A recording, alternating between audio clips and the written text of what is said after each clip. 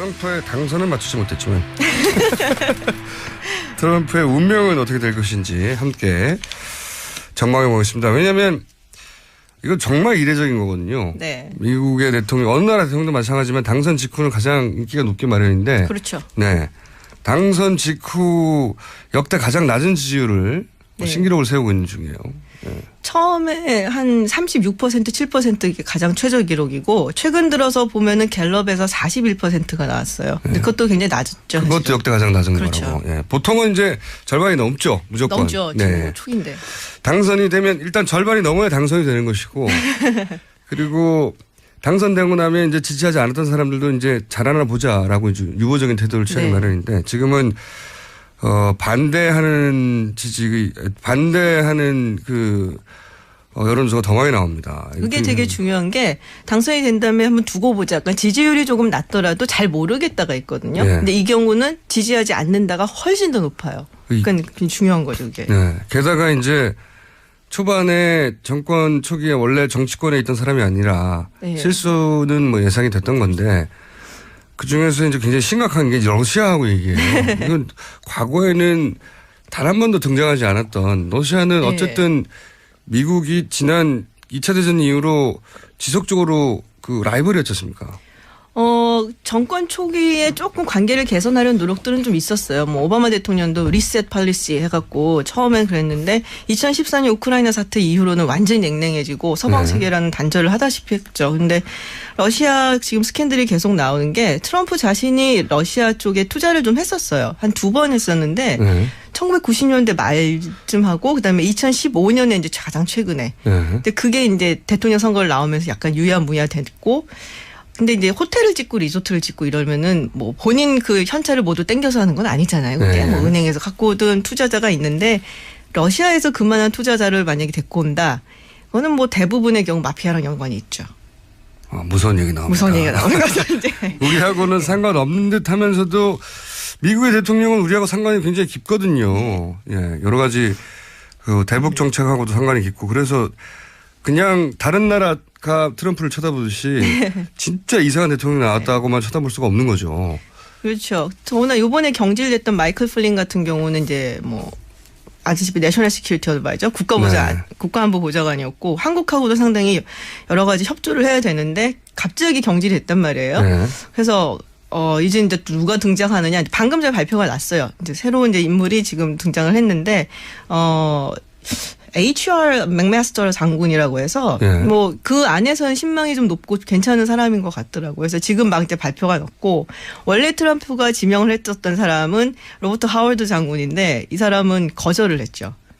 그래서 약간 좀 뭐 삐걱거리고는 있지만 어쨌든 지금 정상적으로 굴러가려고 노력은 하고는 있죠. 대통령이 보통 임기 초기에 이렇게 지명을 하면 대부분 수락하잖아요. 그렇죠. 가장 힘이 셀 때인데.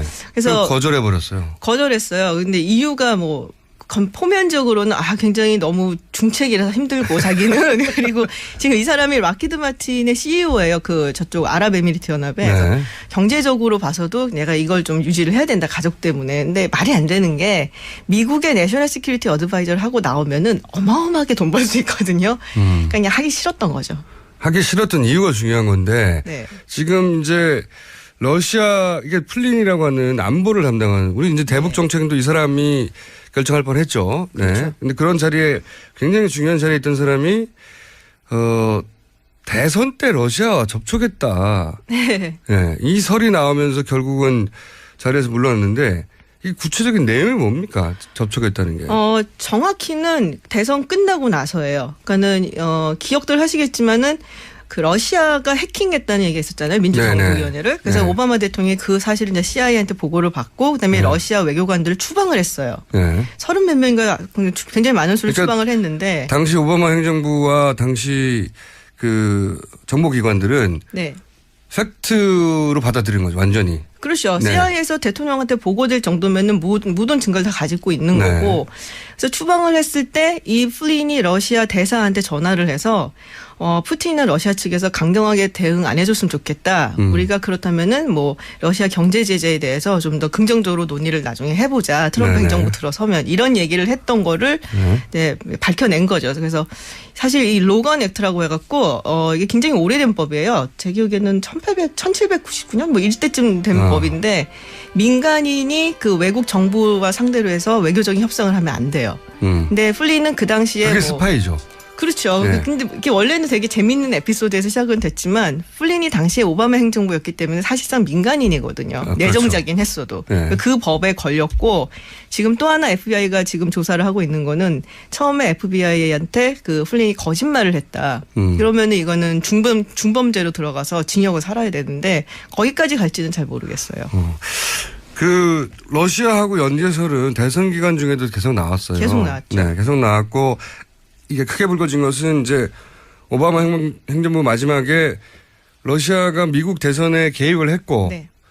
얼마나 광범위하게 얼마나 깊게 한지는 정확하게 보도된 바는 없는데 개입을 했고 그게 사실이다. 네. 사실이기 때문에 미국에 와 있는 대사들을 다 쫓아냈는데 네. 예? 근데 그 사이에 이 플린은 러시아하고 뭔가 딜을 하고 있었던 거죠. 그렇죠. 예. 네.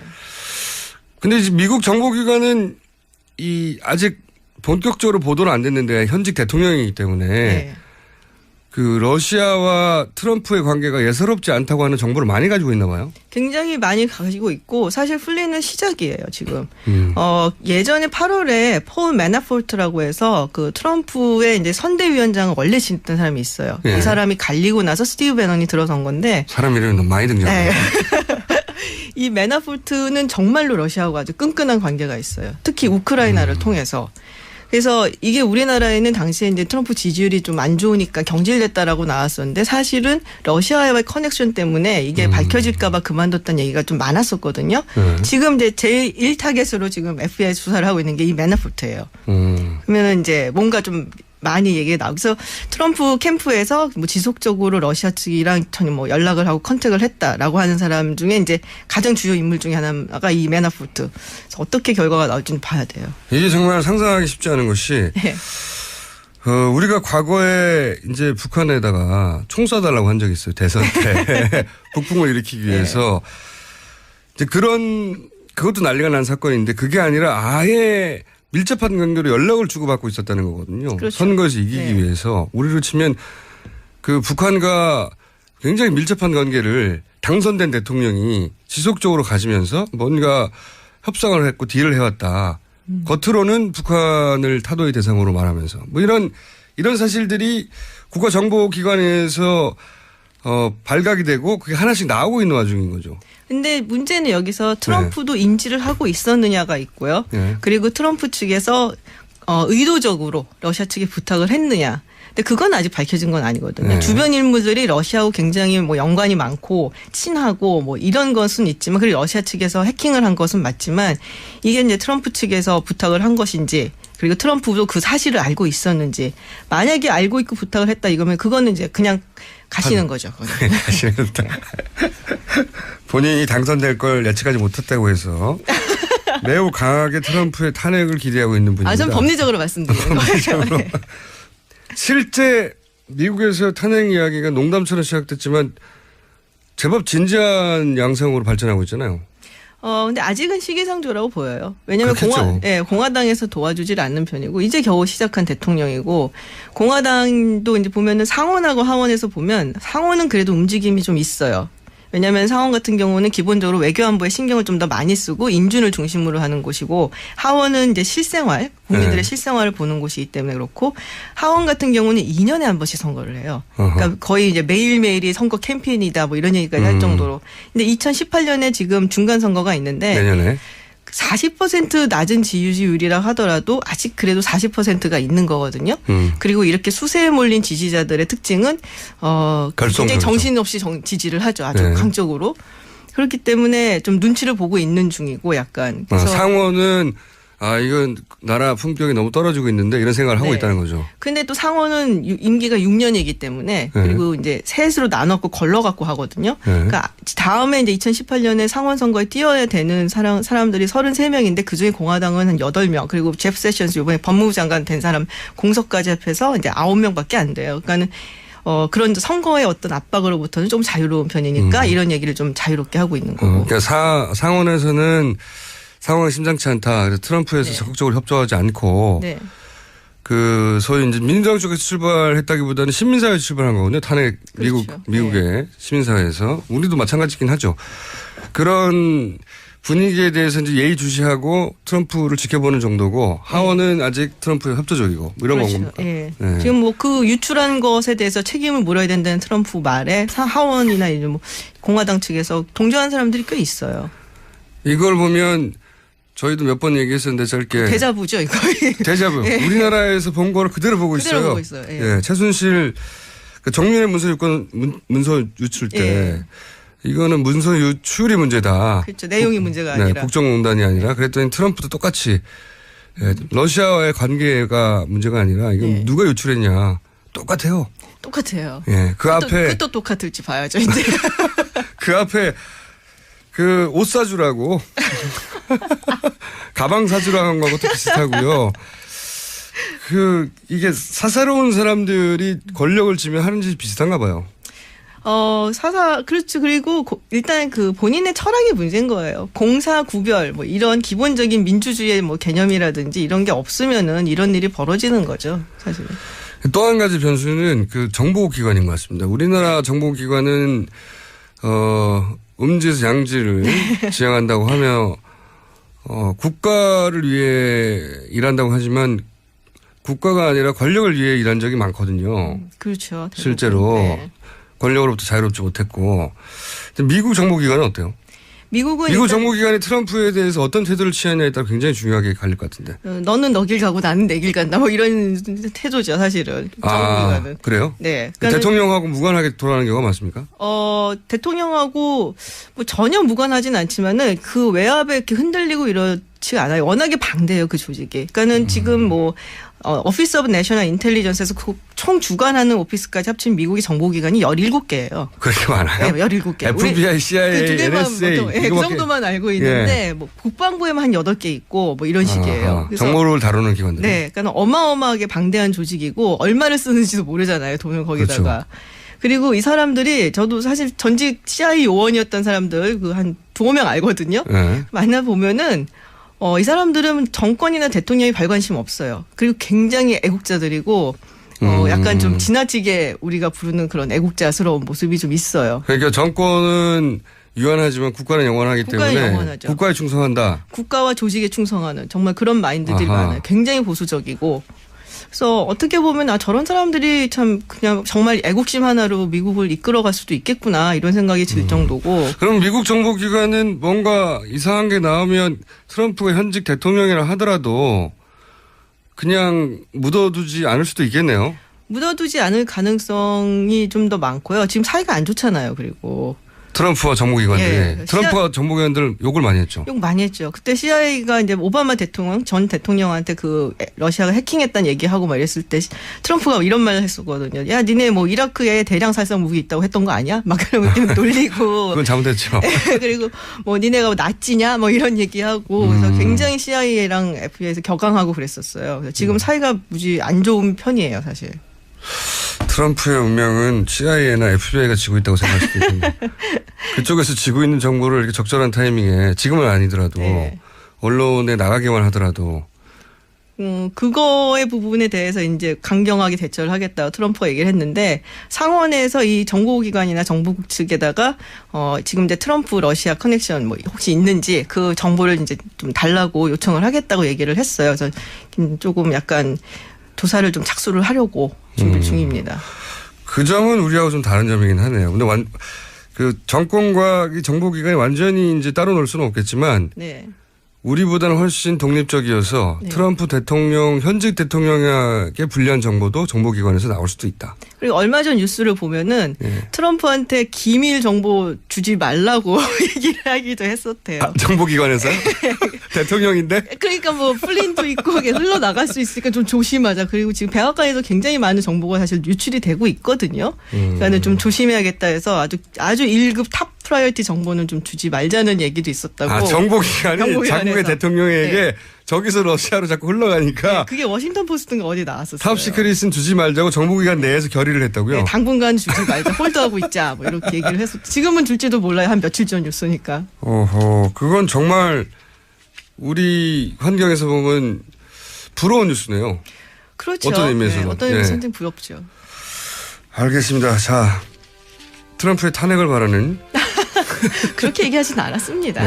전망하고 있는 그런 가능성을 배제할 수 없다고 배제할 수는 없어요. 정말로 생각하고 계신 아산정책연구원의 김준 박사님과 오늘 이야기를 나눠봤고요.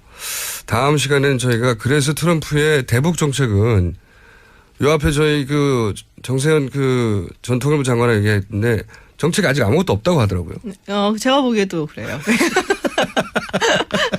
네. 텅 빈 상태라고 합니다. 이게 과연 채워질지 다음 시간에 그걸 다뤄보겠습니다. 지금까지 김지훈 아산정책연구원 연구위원이었습니다. 감사합니다. 원래 정치권에 있던 사람이 아니라 네. 실수는 뭐 예상이 됐던 건데 그중에서 이제 굉장히 심각한 게 러시아하고 얘기해요. 이건 과거에는 단 한 번도 등장하지 않았던 러시아는 네. 어쨌든 미국이 지난 2차 대전 이후로 지속적으로 그 라이벌이었지 않습니까?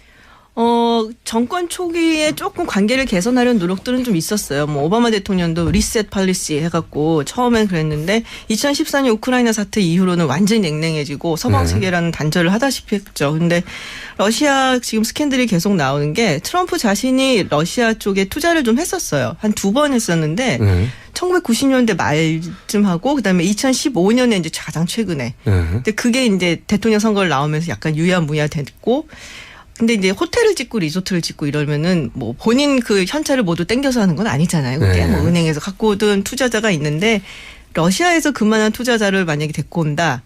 그거는 뭐 대부분의 경우 마피아랑 연관이 있죠. 무서운 얘기 나옵니다. 무서운 얘기가 나오는 거죠, 이제. 우리하고는 상관없는 듯 하면서도 미국의 대통령은 우리하고 상관이 굉장히 깊거든요. 트럼프의 당선은 맞추지 못했지만